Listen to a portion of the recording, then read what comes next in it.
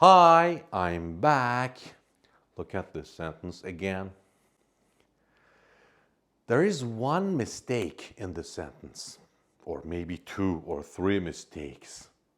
Can you guess what? Look.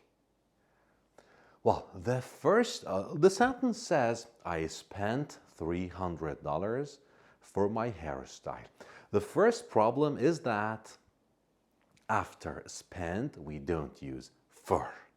Spend money or spend time on something, not for something. So I spent $300 on my hairstyle. Or she spent 2 hours on the report. Or sometimes we can use verb ing. She spent 2 hours preparing the report. So spend on. The second sentence, the second part says, but it didn't worth it. So the problem is, can you guess? It didn't worth it. What's wrong with it? The problem is before worth, we never use doesn't or didn't because it's not a verb. Before worth, we always use is or was or isn't, wasn't. So it wasn't worth it, not it didn't worth it. It's a very common mistake. So the sentence is, I spent $300 on my hairstyle, but it wasn't worth it. So let's listen to some more examples. You waited for 3 weeks? Was it worth it? Was it worth it? So is it worth it? Worth means something is good enough. Is it worth it? For example, you're going to watch this movie? No, it's not worth it. It means that movie is not good enough for you to spend your time on it. So when something is worth it, it's good enough. So you waited for 3 weeks for that appointment? Was it worth it? Is it worth it? Was it worth it? I am not taking that risk. Actually, it's not worth it. It's not worth it. So to have a quick review, after spend, we use on. And before worth, we use is, was, isn't, wasn't. Now you answer this one. Turn off the TV. Your brother is watching a movie. Oh, this movie? Turn off the TV. It's... Okay, which one is the correct answer? Let's check the options. I just told you that before worth we never use don't or doesn't. So C and D can't be correct. It isn't worth to watch A or watching B. Well, after worth, if you have a verb, it takes ing. So it's not worth watching. All right. Be careful with worth. Is or was before worth, and if you have a verb after worth, it takes ing. Sometimes we use it after worth. It's not worth it. Turn off the TV. This movie is not worth it, or this movie isn't worth watching. Now, the second sentence. I help him in his homework. What's wrong with it? Nothing. It seems natural. I help him with his homework. Help somebody with something, not in something. After help, you can use two forms. Help somebody, verb, simple verb. You can use two. Grammatically, two is correct. For example, I help him to do his homework. But most of the time we use simple verb. So if you have a verb, it's simple. I help him do his homework. Or if you don't have a verb, you can use with. I help him with his homework. But we don't use in. Example. I help my wife clean the house. Or I help my wife with the household chore. Household chores. It means things that you need to do at home, like cooking and cleaning and stuff like that. We call them household chores. So look at the first sentence. It says, I help my wife clean the house. Here we have a verb, clean. The second one, there is no verb. I help my wife with the household chores. This is the difference. Now you answer this one. Which choice is not correct? Excuse me, can you help me? You are carrying some heavy boxes. It's very heavy and you are asking someone to help you. Okay, so excuse me, can you help me? These boxes. A, carrying, B, carry, C, with carrying, and D, with. So let's check the options. The first one, carrying, no. After help, we don't use ing. The second one, B, yeah, it's correct. After help, we can use simple verb. So can you help me carry the boxes? So B is correct. Can you help me with carrying the boxes? Grammatically, it's correct. Okay, there's nothing wrong with it, but we don't use it. And D is with, it's correct. So the best option is B, carry. Can you help me carry these boxes? Or can you help me with these boxes? The next sentence, try to find the mistake. I had no time yesterday. I should do a lot of work. What's wrong with it? Nothing. So the second sentence, I should. I'm talking about yesterday. So can I use should for yesterday? No. You need to change it to the past form. So what is the past form of should? Should it? No. The past form of should is sometimes had to, sometimes should have past participle. So here I can say I had to do a lot of work, or I should have done a lot of work. So what is the difference?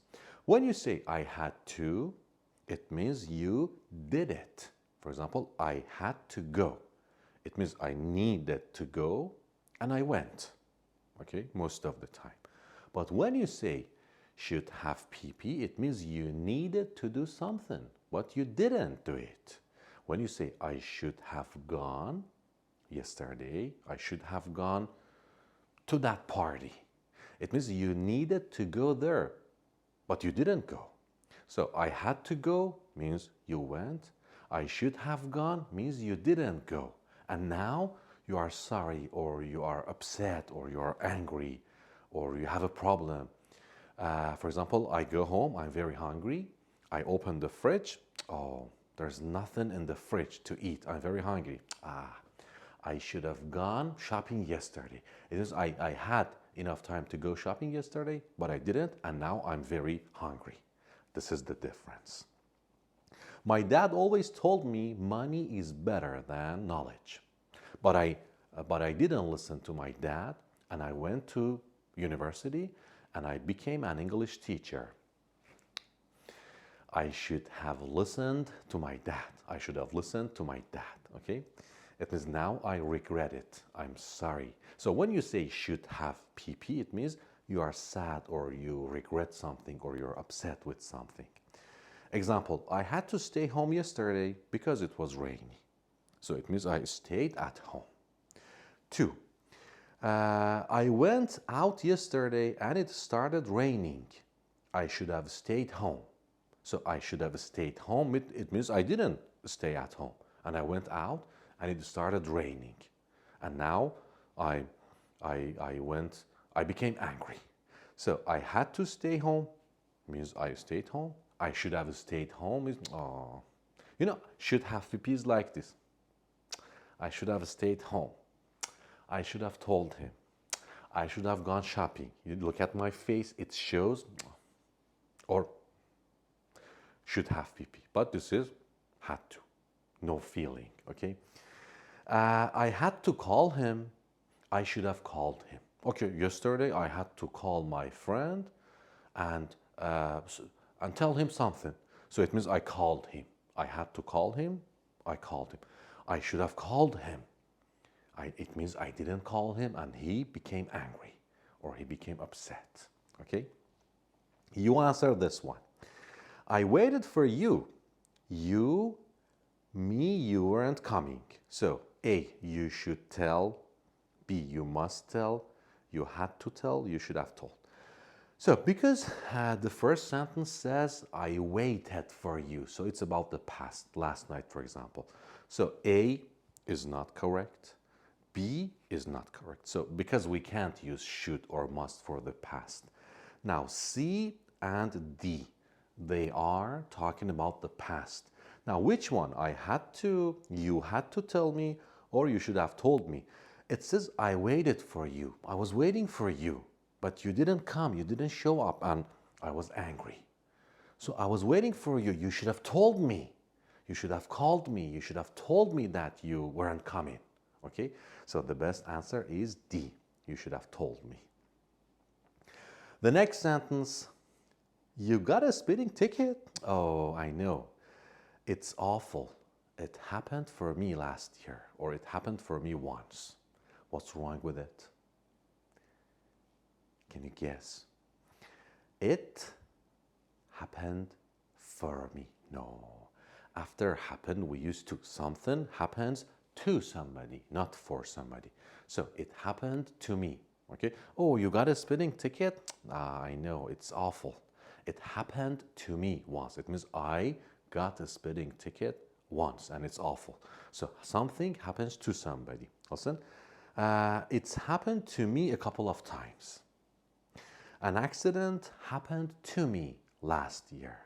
You know, happened for me is not wrong, but the meaning is different. It's not very common in English. We don't use it. And if you say something happened for me, it means it was good for me. It was for my benefit. Listen to this example. I lost my job, but it happened for me because I could get a better job. So when you say it happened for me, the meaning is positive. It was good for me. And happened for me is not very common. So something happens to somebody.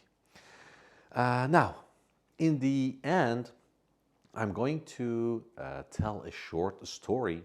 And there are some questions in this story. Try to answer the questions and we can review everything we had in this video. Listen. Last night we went to a fancy restaurant after I helped my wife, okay, in or with the housework. Which one? Can you answer? Yeah, I told you after help we use with. I helped my wife with the housework. But the food wasn't so delicious. The restaurant was fancy, but the food wasn't delicious. We paid $300 and waited for our order for a long time. But it worth it. Which one? It wasn't worth it or it didn't? It wasn't. I told you before. Worth, we use was or is. So it wasn't worth it. We shouldn't go or shouldn't have gone there.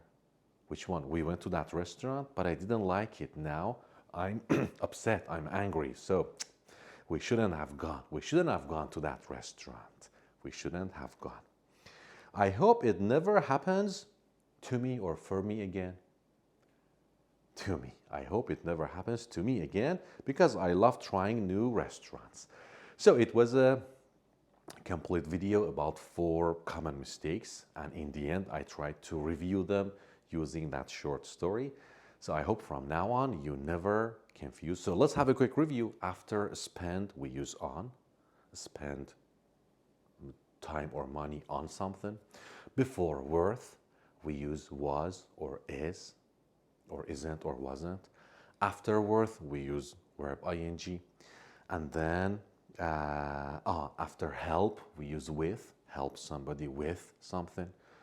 I help my wife with the housework. Or sometimes we use simple verb. I help my wife do housework. And after happen, we use to. Something happens to somebody, not for somebody. And it was a quick review. I hope you enjoyed this video. And take care. See you soon.